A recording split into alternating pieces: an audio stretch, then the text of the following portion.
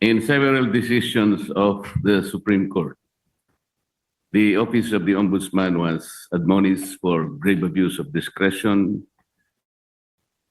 for acts of bending or twisting the law to expand its powers.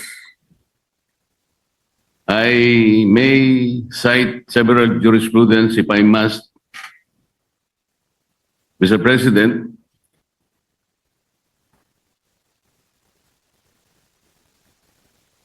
If I will be required.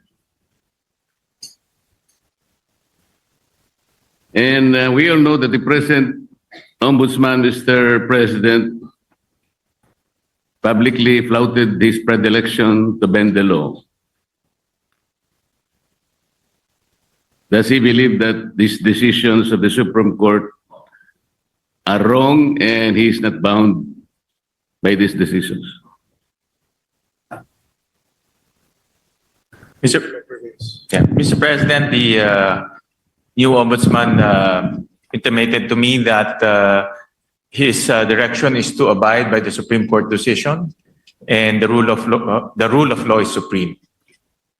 And therefore is not correct, and there is no basis for flouting those statements publicly declared that bending the law is all right, provided that he is not breaking the law.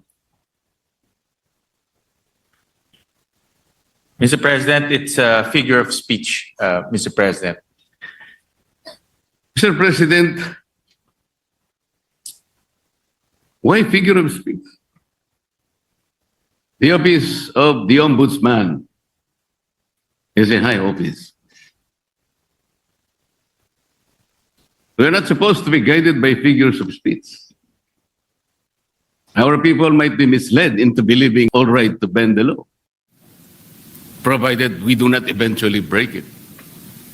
It should be explained succinctly, Mr. Speaker.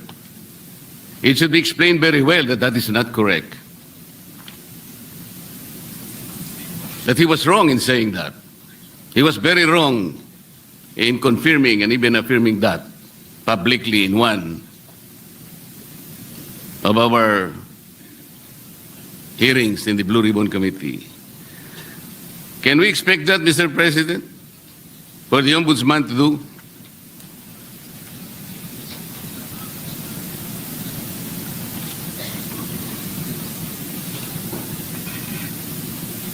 One minute suspension, Mr. President. Session suspended. The current ombudsman right now, he intimated to me that he is very strict in not bending the law.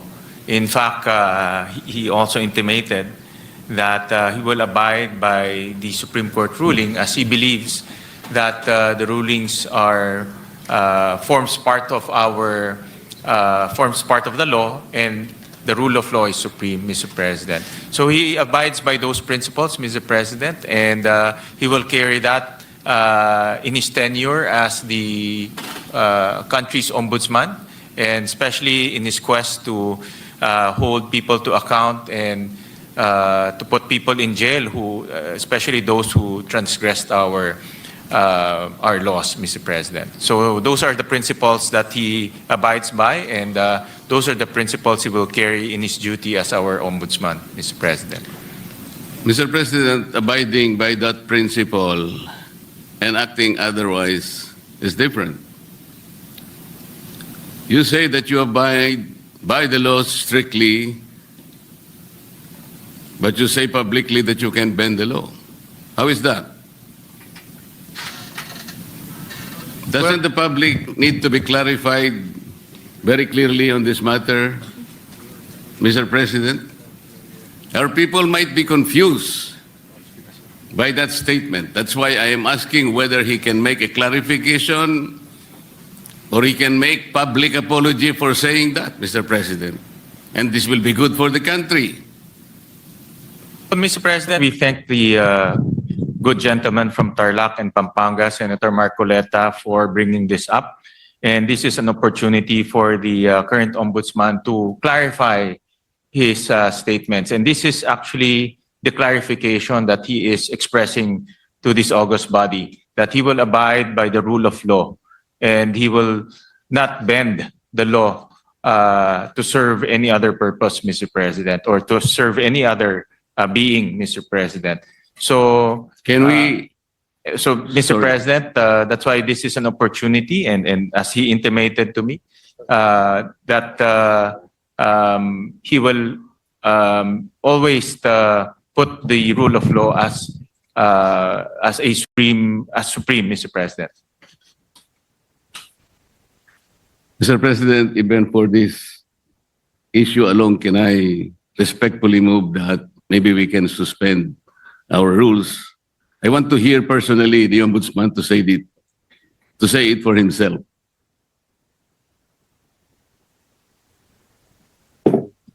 One minute suspension, Mr. President. Session suspended. Madam Majority Leader, what is your pleasure after that motion? Mr. President, with all due respect to the good gentleman from Tarlac and Pampanga, the Senator Marcoleta, we have very, very rarely given way to such a motion to suspend the rules, especially during budget plenary deliberations, with all due respect to Senator Marcoleta. So I apologize that it may not be possible also this morning, Mr. President. So therefore, we are not entertaining the motion. We are not entertaining the motion, Mr. President, but the chairman remains fully capable of addressing the important issue raised by the good gentleman. All right, thank you. Thank you, Mr. President. Thank you, Yes. Majority Leader. Muli, nagpapasalamat po kami kay Senator Marcoleta at tinanong niya po yung itong issue. Nagbibigay po to ng oportunidad para sa ating bagong ombudsman klaruhin yung kanyang mga nasabi. At wala hong intention to bend the law. No? That's very clear. In fact, ang prinsipyo po ng ating bagong ombudsman is to follow the law and uphold the law. Dahil naniniwala siya na ang rule of law is supreme, Mr. President. So, para lang klaro, no, na itong nasabi niya ay isang figure of speech, pero wala hong intensyon na baliin po ang batas. Dahil ang kanyang intensyon ay ipatupad ng batas ng may integridad at may katarungan, Mr. President. Mr. President, kaya ko lang naman po ipinipilit ang bagay na ito sapagkat I think even the Ombudsman as a lawyer himself believes in the court doctrine of our legal system, dura lex sed lex. Yung sinasabi nating bending the law will be inconsistent totally with this core legal system. And Hindi mo po pwedeng I don't think that they will have that capability. kahit na konti. Tatanong ko nga sana to what extent can you bend the law that can still be acceptable? Hindi po pwede yun. Dura lex sed lex. At ako rin po, sumasang-ayon po kay Senator Marcoleta, the good gentleman from Tarlac, Pampanga, na ang batas po ay dapat ho natin ipatupad. At wala ho yan tinitignan. Kaya ho naka-blindfold po si Lady Justice dahil wala ho tinitignan.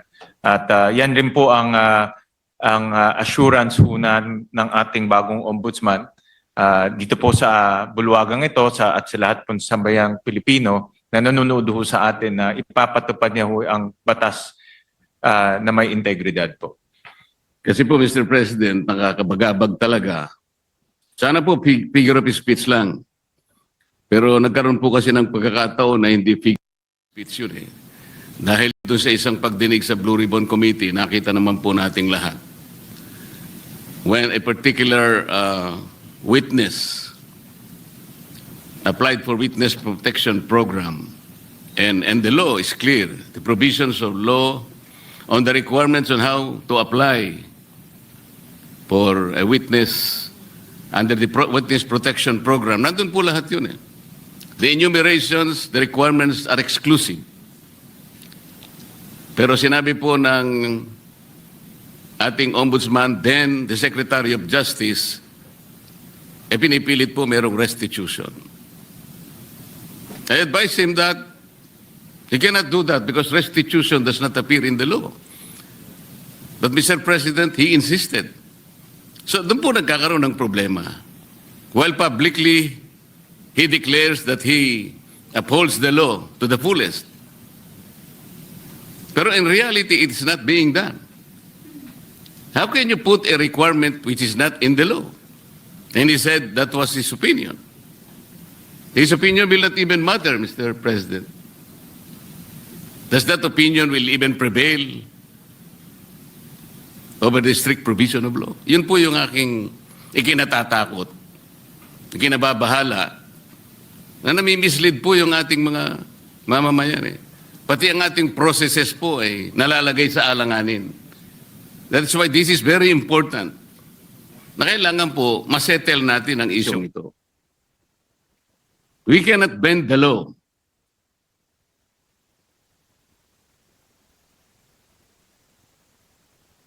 Kasi po, kapag pinanatili natin yun, it is as if the ombudsman has the power to refine the law or even revolutionize the law. No one can do that, Mr. President.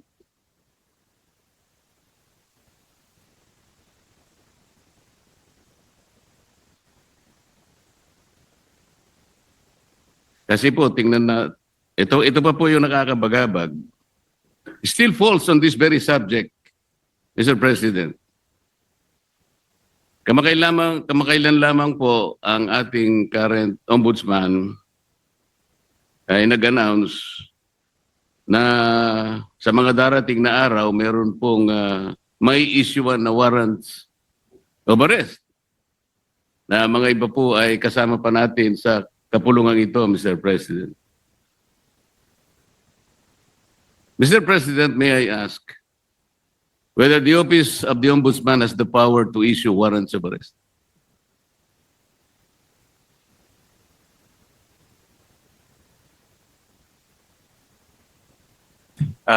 No, Mr. President. Ang trabaho na ho nila, ang pinaka-responsibility ho nila is to ensure accountability, Mr. President. Tama naman po yun at ako'y naniniwala. Pero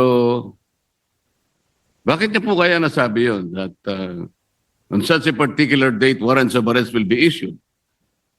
Does he think that he can preempt the Sandigan Bayan or even the RTCs, Mr. President, to issue the warrants?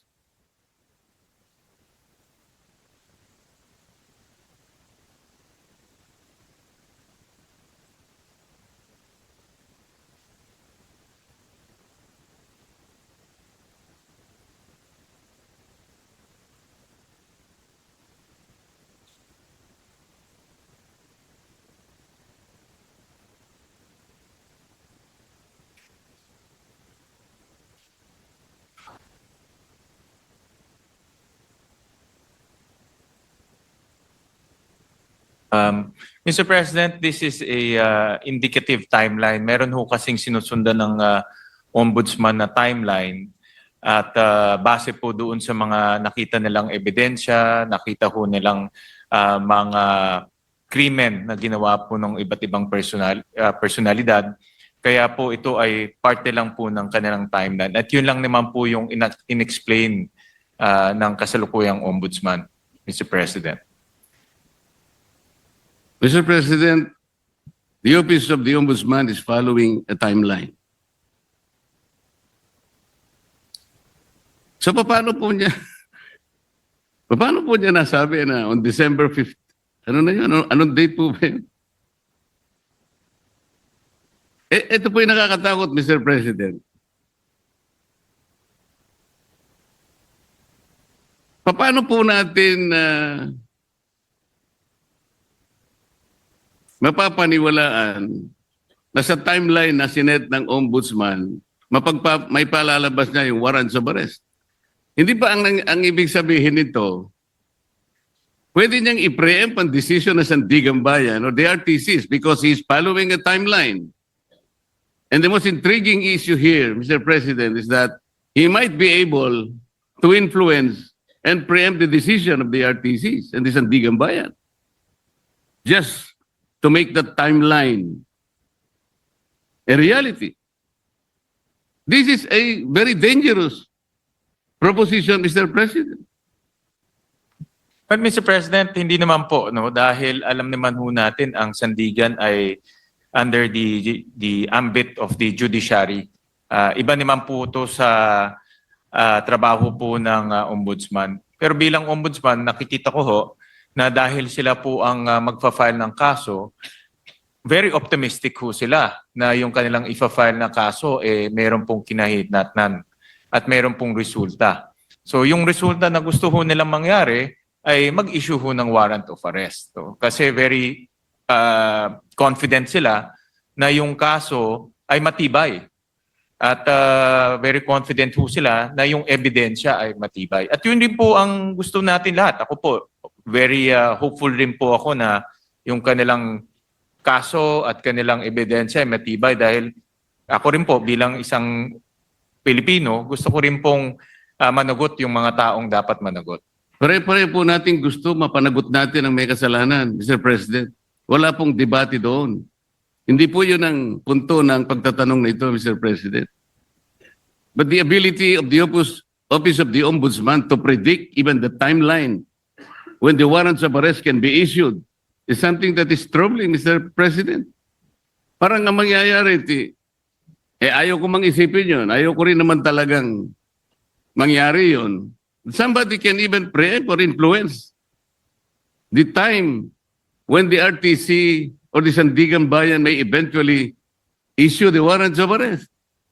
Sana wala nang ganung klaseng announcement Kasi nakakapagduda kasi, Mr. President. Tingnan po ninyo. When the Sandigan Bayan or the RTCs eventually issues the warrants of arrest, do you think the persons or kung sino man yung involved na yun, that the Office of the Ombudsman wants to be arrested, pwede nilang questionin yung impartiality ng Sandigan Bayan or even the RTCs? Because there was already a timeline announced by the office. This is the thing that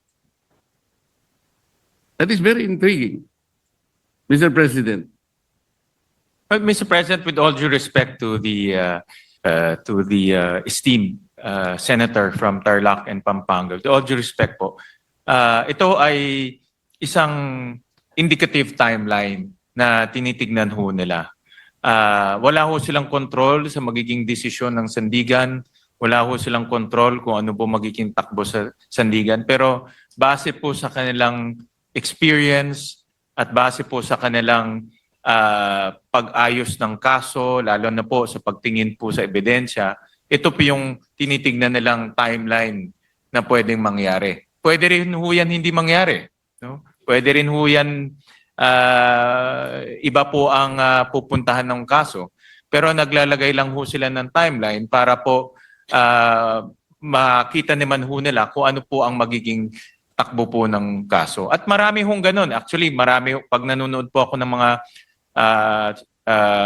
political shows sa YouTube, marami pong mga political analyst, mga legal analysts, sinasabi ho nila, ano po ang magiging takbo ng kaso, kailan po may makukulong, kailan po may i-issue ng mga warrant of arrest. Yan po ay based on their analysis and experience. Pero wala hong assurance, hindi ho yung magiging 100% na ganun po ang kinahitnatnan po niyan o ganun po ang kalalabasan.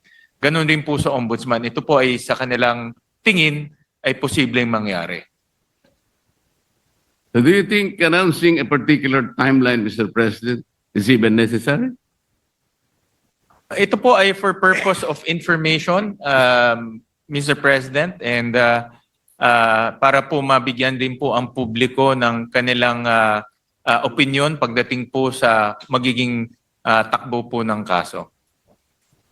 Mr. President, ang sinasabi po ng representasyon na ito, Hindi naman kailangan pang i-announce yun eh.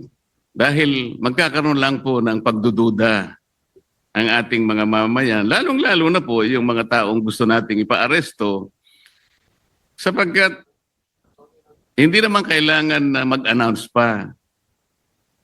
Kasi kapag sinabi mong meron po kaming timeline, parang siguradong-sigurado na po kasi ng opisina ng ombudsman na talagang mag-i-issue yung either the Sandigan Bayan or the RTC doon sa panahon na kanyang tinutukoy. Di bali, may iisip ninyo, nasa ilalim pala ng impluensya ng ombudsman o ng RTC, ang mga korte, naiimpluensyahan pala ng ombudsman ang mga korte. Ganun po yung magiging maaring isipin eh.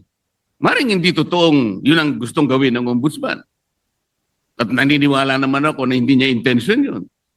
Ngunit para bigyan po ninyo ng pagdududa ang ating mamamayan, lalong-lalo na po yung mga taong involved nga at gusto nyo ipa-aresto, parang hindi kailangan pong mag-announce pa eh. That is the only point, Mr. President. Yeah, I'm sure andito po ang ating ombudsman at nakikinig ho siya sa mga suhestyon ng ating senador at bibigyan ho nila yan ng konsiderasyon. Salamat po sa sagot. Mr. President, yung ating pong deputy, ano yung tawag doon? Deputy Overall Ombudsman.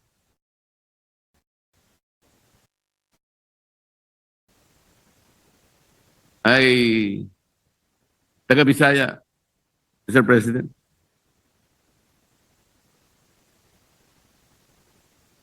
Yung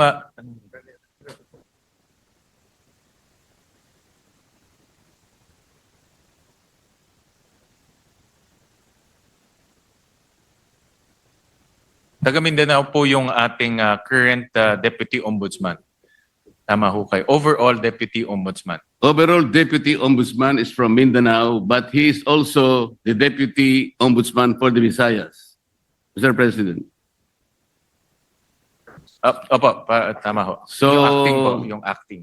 The overall Deputy Ombudsman and also the Deputy Ombudsman for the Visayas regularly travels from his place to Luzon and magastos po yun. Necessary po ba na sino po nagmamanage sa Ombudsman Office sa Cebu?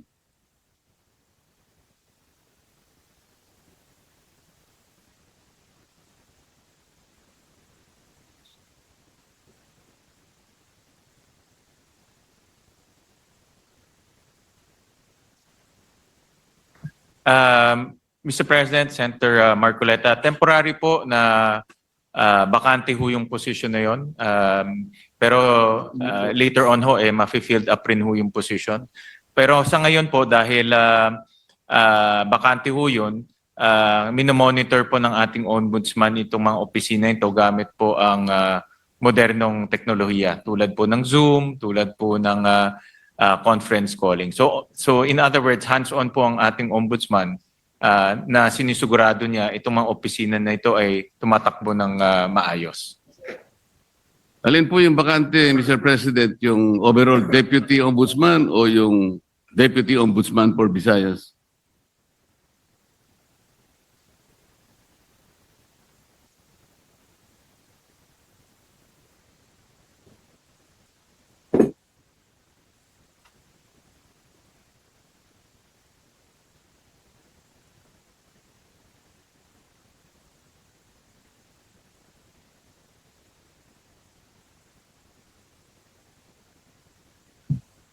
Ang bakante po ay yung overall Deputy Ombudsman for ito po ang bakante po. Yung overall Deputy Ombudsman ang bakante po. Yes. Dahil po suspended yung current overall Deputy Ombudsman. Kasi po kaya ako tinatanong to, Mr. President, napakagastos po yung regularly na pagta-travel po ng Deputy Ombudsman. Galing pa siya ng Mindanao. Meron pa siyang gawain dito sa Maynila dahil nga overall Deputy Ombudsman. Naisip ko po na unnecessary expense po yan sa opisina ng Ombudsman. Ang direction po ng ating bagong ombudsman ay talagang gawing episyente po ang opisina. Natural lang naman po kung may bagong liderato, inaayos niya yung kanyang opisina sa nakikita niyang pinaka-episyenteng struktura, Mr. President. So, hindi naman po nila intention na maging bakante to at later on rin po ay malalagyan rin po ng tao. Pero tinitignan nila kung anong pong paraan o anong pong structure ang pinaka magiging episyente po para po sa ombudsman offices, Mr. President. Mr. President, bago po naging ombudsman ang aking kaibigan, siya po ay magkaibigan naman tayong dalawa. Ikaw naman, dinideny mo yata eh. Yun nga sinasabi ko, kaibigan pala kayo. Yun nga sinasabi ko. Narinig niyo yata ako, Senator Marcoleta. Bago po siya naging ombudsman, Mr. President, siya po ay kalihim po ng ating Department of Justice. Yun naman pong, dahil nag-retire po yung ating dating ombudsman, Samuel Martires, nagkaroon po ng acting ombudsman. Siya po ay si overall Deputy Ombudsman Dante Vargas. Kapangalan ko pa siya. Nasaan po siya? Salamat po. Nandito ho siya. Siya po ngayon ang Deputy Ombudsman for Visayas and acting overall Deputy Ombudsman. Concurrent ho Yes, siya. Mr. President. For now. Yes, I know that. Ang itatanong ko po ay, nung siya'y acting overall Deputy Ombudsman, at sa panahon na yon ay applicant naman po ang aking kaibigan for Ombudsman na nabakante nga po, ay gumawa siya ng isang bagay na medyo napaisip ako, Mr. President. Ang tinutukoy ko po ay yung isang office order na kanyang pinalitan. Ang office order na ito po ay kinapapalooban ng parang double docketing. Ngayon, nung siya po ay acting na ombudsman, inalis niya po yung dating memorandum order requiring double docketing. At siya ay gumawa ng isang parang office memo or memorandum na doon po ay tinanggal niya, pinalitan niya yung office order at may kalakip pa pong isang directive na lahat ng mga complaints, lahat ng asunto, lahat ng habla, administrative man yan, criminal o kahit ano yan, na napapaloob 10 araw bago maging effective yung kanyang order which was issued on September 17, 2025 ay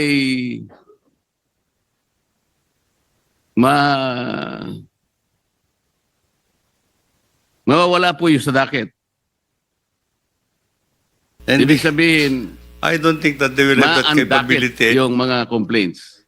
10 araw bago ma-issue yung kanyang memorandum circular or memorandum order. Mr. President, nagkataon po,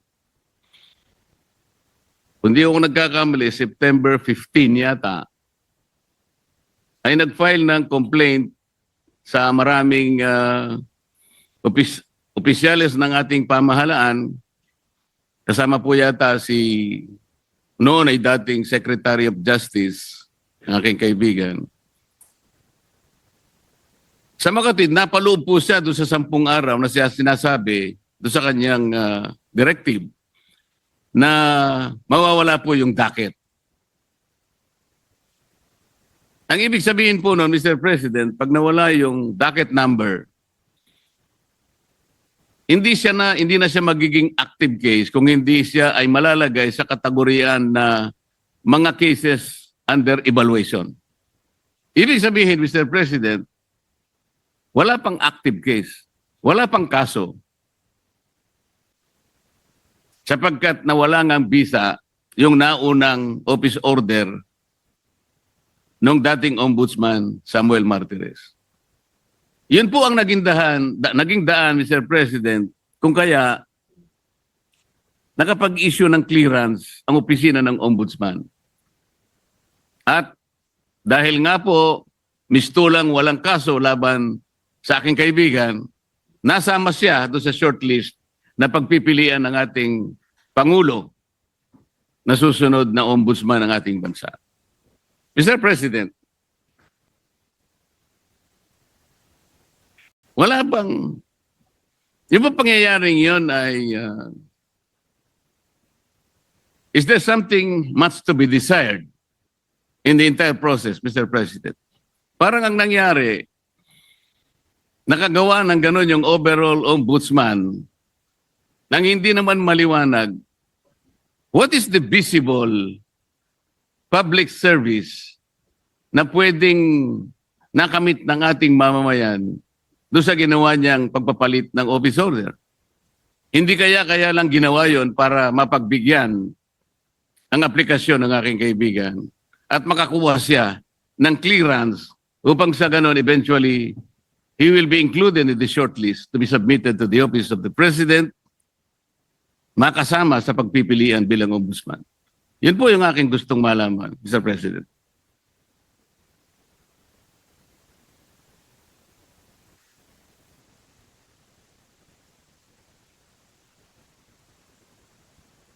Mr. President, sa explanation ho sa akin ng Ombudsman, itong rule on auto-docketing, na-issue ho to noong July of 2025 ni former Ombudsman Martires bago ho siya nag-retire.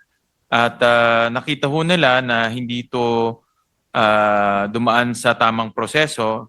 It was found not to be properly published. So hindi ho na publish ng maigi. So binalik ho to ni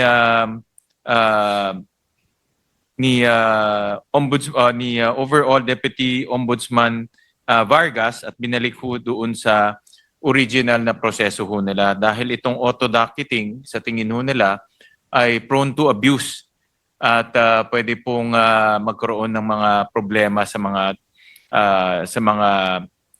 darating. So binalik ho nila sa dati pong proseso. Hindi po ba ang dapat na ginawa, Mr. President, ipinablish na lang? Kung yun po ang pinakamagandang remedyo, publication lang naman pala ang kailangan. Eh di sana nung makita po na unpublished, kung totoo man na hindi na-publish, ipapublish lang, hindi po ba? Hindi yung totally gagawa ng isa pang panibagong memorandum na kung saan ay yung timeline na naman po ang pinag-uusapan dito eh. Bakit naman 10 araw bago lahat ng complaints na ipinail sa opisina ng Ombudsman within 10 days prior to the issuance of that memorandum ay ma-undocket? Hindi ba parang sinadya naman para masaklaw na yung complaint ni Mayor Baste Duterte ay maisantabi at mawalan ng effect kung pag-uusapan ay yung pagiging active case? Hindi ba parang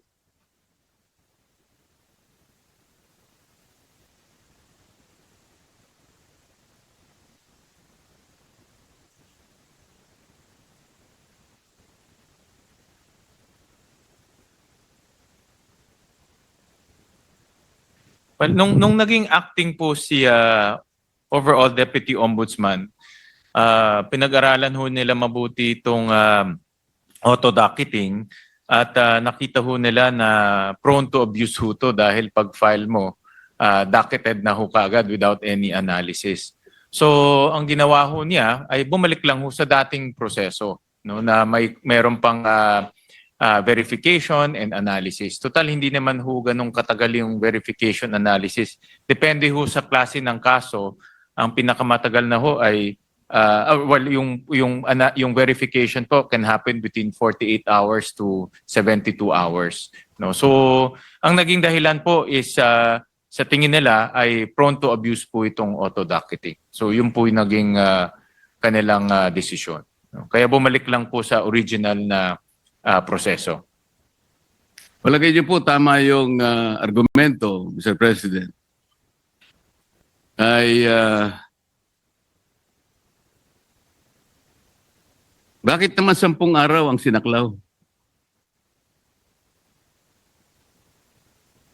Kasi pa pinag-uusapan natin, September 15 po yung date ng complaint yata ni Vice Mayor Baste. O kung halimbawa 3 araw na lang o 2 araw, hindi nasasaklaw yung... yun po yung gusto lang nating linawin. Kasi parang halata po Mr. President.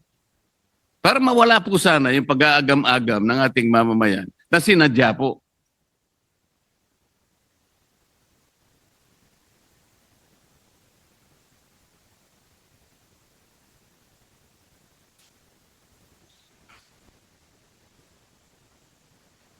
But yun po yung naging decision nung acting ombudsman at that time dahil yun na nga, sa kanyang pagtingin ay ito po ay baka maabuso dahil nga pag-file niyo ho, diretso, docket na ho kaagad at hindi bine-verify kung yung fina-file po tama o hindi.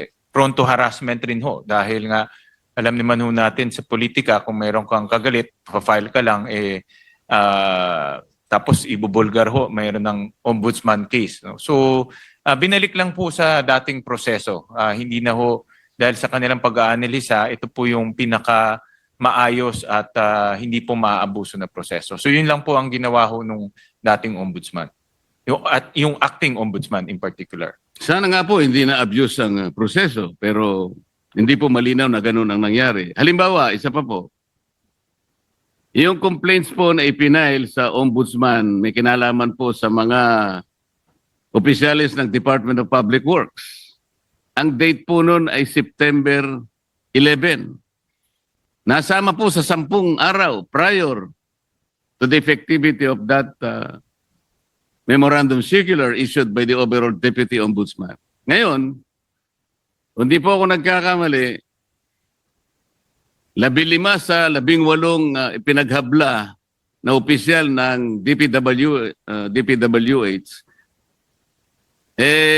na preventive suspension, na suspindi po base po sa complaint na ipinail. Ngayon, kung susundan po natin ang argumento ninyo, ano po ngayon na magiging basihan ng pagkaka-preventive suspension ng mga yun sapagkat wala ng kaso po dahil na-undakit na po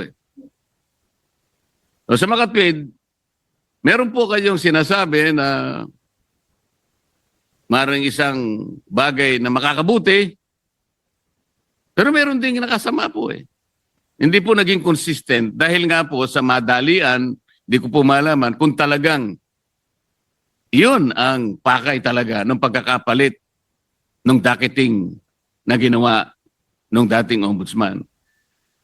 Maliban pa po rito, nung ma-undocket po ba yung complaint ni Mayor Baste? Kasi na-undocket nga po base sa circular na yun. Na-notify po ba si Mayor Baste doon sa pangyayari? Was he notified?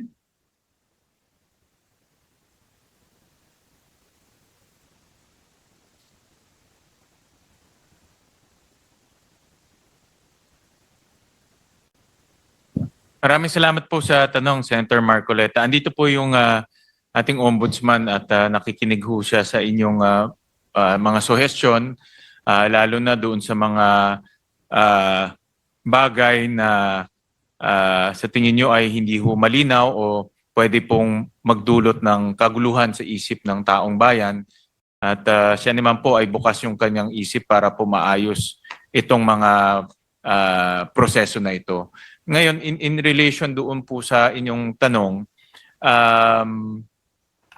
yung DPWH cases po, eventually ito po ay nadakit at iniimbestiga na ho. No? So, itong mga final po na cases ay ngayon ay inimbestiga na at iniimbestigahan na at eventually po ay magpa-file na rin ho sila ng mga kaso sa sandigan. So yun po ay tumatakbo na, in other words. So pwede ho maging kampante ho tayo na hindi ho yun ay hindi, yung mga kaso ng DPWH ay hindi po nawala. Bagkus yun po ay tuloy-tuloy na inimbestigahan at magpa-file na rin po ng kaso. Hindi po, Ngayon- tinatanong ko lang doon, Mr. President, dahil nga po sa pangyayari na yun, hindi po naging consistent ang aplikasyon. Dahil nga, na preventive suspension yung mga opisyalis, tinatanong ko lang po, parang wala nang base sapagkat nawala po yung docket eh. Yun lang naman po yung tinatanong ko. Ibig sabihin, kung may ginawa kang isang bagay na nakabuti, meron din nakasama. Nawala ng basis din po yung kabila. Tama po. Tungkol po sa katanungan nyo kung na-notify si Mayor Baste, ito po ay internal process ng ombudsman. So, sa tingin ho nila ay hindi na ho kailangan i-notify. No? So, ito po yung itong proseso na ito, yung pagdadakit o pagbe-verify, ito po ay internal process ho nila. Ganun na lang po ang kanilang pangangatwiran, Mr. President. Paano naman mangingigibabaw ang isang internal process ng ombudsman? Doon po sa malakihan at napaka-importanting provision ng ating saligang batas na due process. The first requirement of due process is notice. Ibig ba sabihin po, wala man lang karapatan ng isang tao na naghabla para malaman niya kung anong kinahinatnan ng kanyang asunto? Na hindi man lang sinabi sa kanya na, yung asuntong pinail mo, inalisan na namin ang docket dahil sa mga ganitong mga alalahanin na aming nakita. Doesn't he deserve to be notified, Mr. President? Because if he was notified, he could have been given the chance to file a motion for reconsideration, which is again a part of due process. Ang na-advise po ko ng ombudsman na itong particular na circumstance po ay nasa Supreme Court na ho ngayon. Subject po ito ng judicial review na final rin po ni Mayor Baste. So ano po ang ibig Sorry, sabihin? final po ni Attorney Torion, Mr. President. Ano ngayon, Mr. President?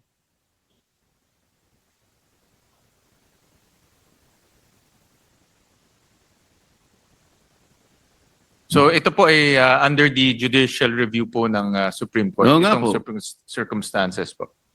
Oo nga po, pero hindi nasasagot yung tinatanong ko po. Very simple lang po eh. Yung pangangailangan ng isang taong manotify man lang kung ano ang kinahinatnan ng kanyang inihabla. Nung habla niya, isang bagay na karapatan ng bawat isa. Yun po ay isang requirement ng due process. Manotify ka lang. Malaman mo lang kung anong nangyari.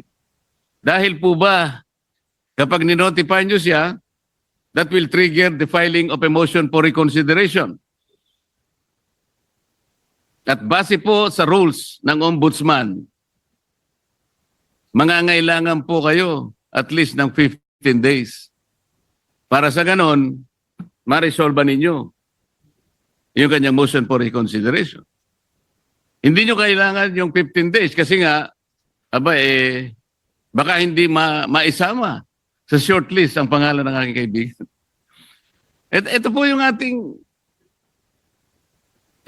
sinasabi. Mr. President, sana po lahat ng ginagawa natin ay nasa ilalim ng transparency.